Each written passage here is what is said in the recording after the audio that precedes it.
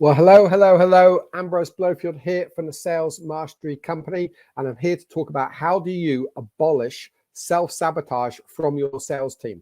Now, whether you're a business owner, a sales manager, or simply the sales team leader, this is such an important subject to cover, which is why we've brought it up before. It's why we weave it into a lot of our Sales Manager Accelerator programs, our Sales Mastery Academy, even our Sales Mastery program. Self-sabotage is way more common than people give it credit for. And it seems to be one of those surfaces areas where we kind of tuck it underneath the carpet and we hide it away.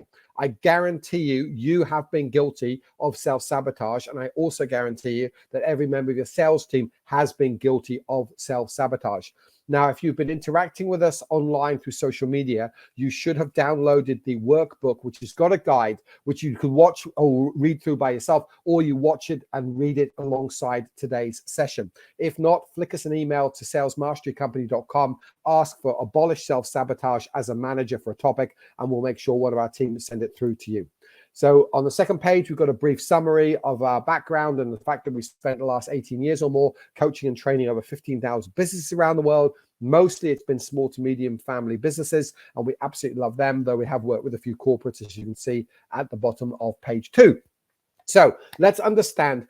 Today is about understanding self-sabotage, thinking about your relationship with it, but more importantly, if you're a leader, a manager, or an owner, how do we instill into our team a reduction or an abolishment of self-sabotage? Because there is no positivity as the outcome of self-sabotage except for your opposition. And I'm not here to coach or train your opposition. I'm simply here in a 10 to 15 minute period to give you a short snippet of what we need to do to improve our approach and natural response to self-sabotage. So I want us to find ways to reduce it. As it says there, sabotage is a verb. I want to pick up on a definition of that. It is deliberately to destroy, damage, or obstruct something.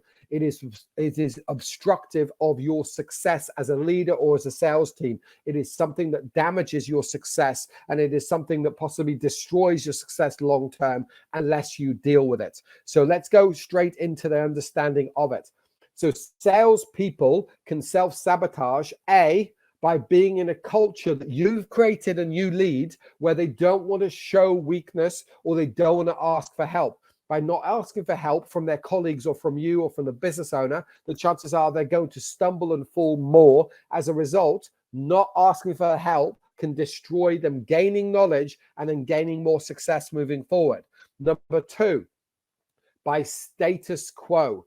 Often people say to me, if you like, Ambrose, you're obsessive around core values and cultures of sales teams and of businesses, what are the core values you really like? I often get asked when I'm working one-on-one with businesses around the world, so what is one of the traits of businesses or individuals or teams that you think is the most damaging? And to me, ultimately, complacency.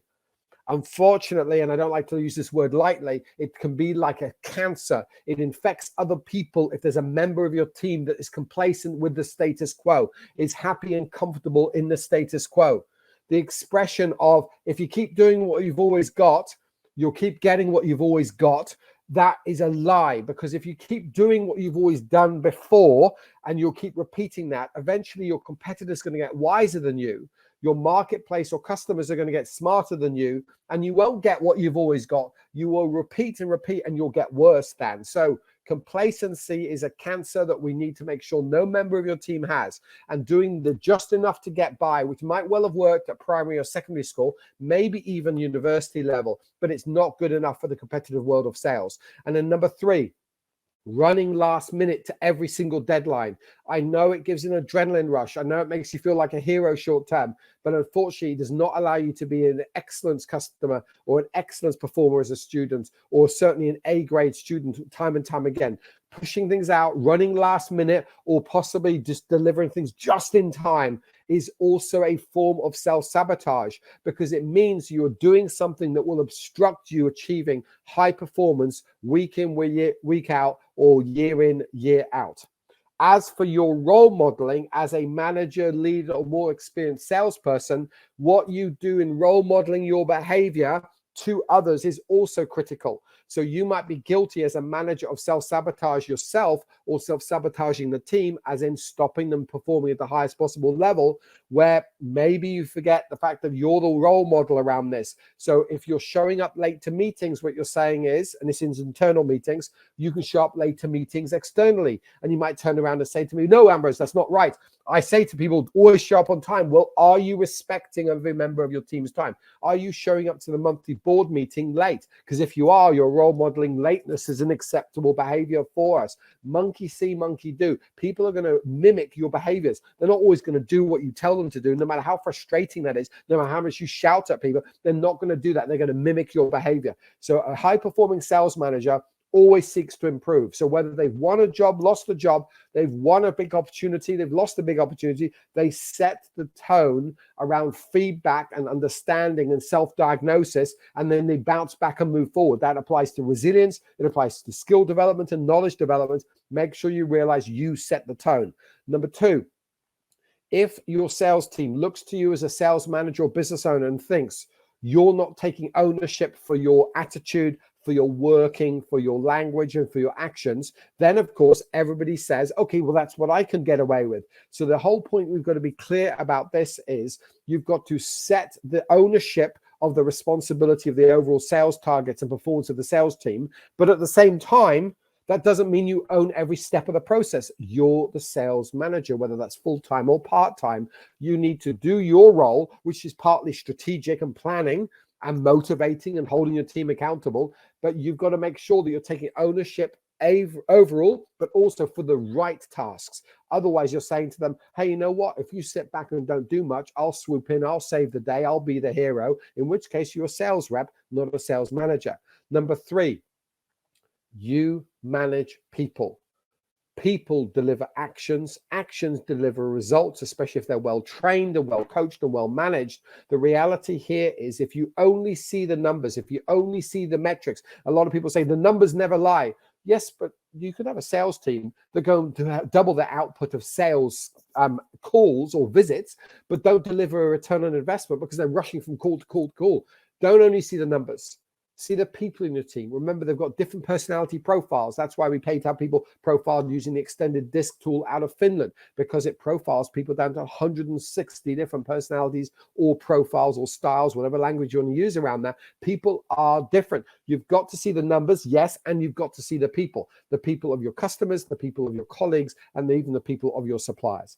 Next up, it's important to remember there's 7 common areas of sabotage where the business owner or the sales manager is directly responsible, influencing of, and they allow one of these 7 areas to drop. So please, as I go through this, think through this as a checklist in the workbook, or as I'm saying it verbally to you, and think about that. Have we nailed this? Because if any one of these drops, especially if 2 or more of these areas drops, the compounding effect will be sabotage, where you are doing something that is not aligned to the ultimate dreams or goals or objectives you've got as a team. Number 1 is if you get the selection wrong. So if you hire B grade people, even putting them through our sales mastery program, our sales academy, you might only get them to being an A grade person. But if you want them to be an A plus person, hiring an A minus person, it makes it far more likely you're going to get them to A plus than if you hire a B minus person. Number 2, the culture. I've talked about core values, holding people to the same core values time and time again, and role modeling a sales culture that is based around principles and values is key. Number 3, onboarding. So many businesses will literally say, oh, look, come on board, go around with a couple of other sales reps who often have bad behaviors and sit in our operational team, listen to what it's like serving our customers. And then here's the car keys, out you go, you're an external sales rep.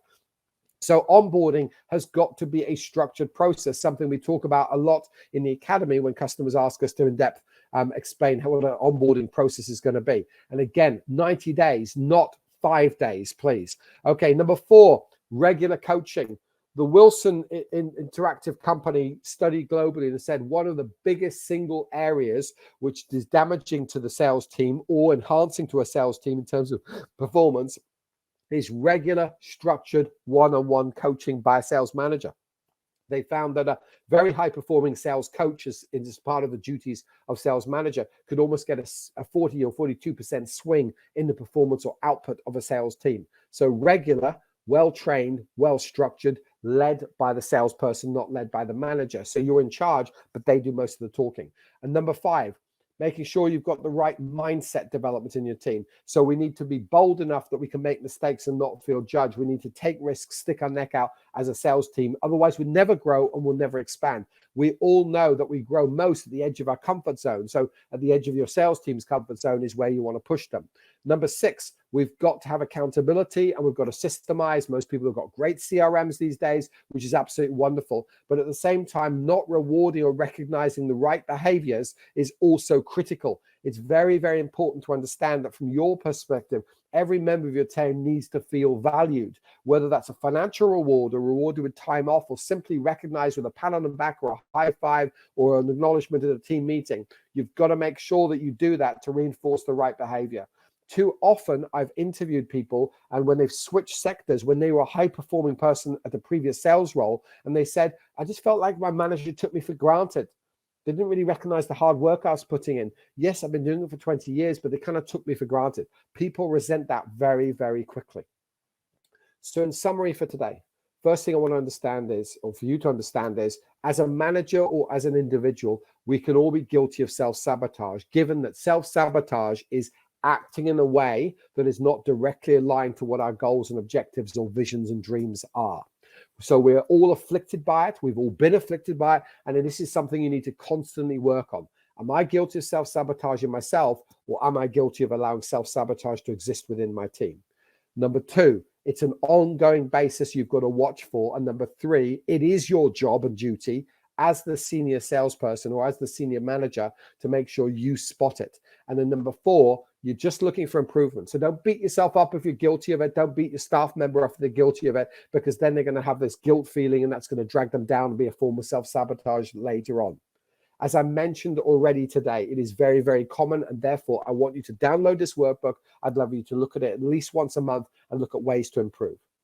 Now, if you do want to move forward in your business and you want to accelerate in the 4 growth areas of sales or sales management, whether that's going after new business, proactive account management, closing more sales without the need to discount, or likewise maximizing the scaling of your team when it comes to inbound, or the scaling of your team culture moving forward, then do think about our Sales Mastery Academy. We know it adds massive value to businesses around the world. And to help you take the first step, you can simply click on the link in the workbook to actually access ongoing one of the key aspects of it, which is book in for a free 15-minute scale-up call with our team, or flick us through an email. Maybe you qualify for a free one-on-one strategy session. Either way, I want you to take action. We want you to grow in one or all 4 of those areas. That's what the Academy is about. But if the Academy is not right for you, believe me, we'll have a solution. We've written and delivered over 300 courses over the years. So believe me, there will be a way for us to add value to you. So today was all about reducing and removing and ideally abolishing self-sabotage once and for all. If this isn't a conversation you've had with your sales team before, book it in next 7 days. Use the workbook, have a discussion. Don't point fingers at people. The reality here is we've got to acknowledge this is something we can all be guilty of from time to time.